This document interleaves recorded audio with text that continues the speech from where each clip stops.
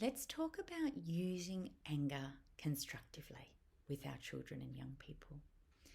What I mean by that is not losing it with our kids, but using it, using our anger in a positive way.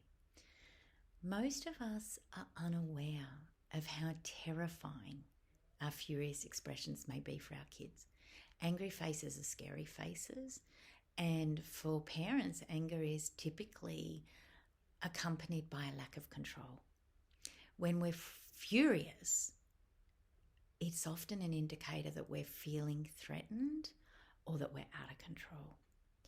We, as a parent, might sometimes forget that a misbehaving child or young person is actually a confused or an anxious young person who have undeveloped brains. Their brains don't develop till they're much, much older. We also might forget that by behaving threateningly, we're worsening the problem. We might even lose sight of the fact that it's our responsibility as parents to quietly train our kids in order for them to grow and develop and master their emotional and behavioural abilities. When our kids' conduct drives us insane, we might blame them. However, remember that it's our job as a parent to teach our kids, not to punish them. Remember when your child was little and they were learning to walk and they'd fall over? We'd say, up you get, you've got this, come on, you're okay. Move on, we can do this. Ouch, dust your knees off. We do it with such love and support and empathy. When our children mess up behaviourally, they need a similar reaction. We need to remember that we've got to teach them how to behave. However, when we lose it as an adult, when we get angry and shout or slam things or bang doors, we're actually having an adult tantrum, and that does not serve our kids well. To give ourselves the benefit of doubt, when triggered, you're not acting sensibly and you're not acting like the sort of parent that every kid deserves. Therefore, the most important thing to do is to resist the urge to yell or to scream or to say nasty things when you're angry. And hit the pause button. Practice hitting the pause button. That's not easy. That's not easy for many of us, particularly when we're feeling triggered, because when we feel triggered, it's like our body's telling us it's an emergency and you feel compelled to act. And acknowledge that it's natural to be angry as a parent.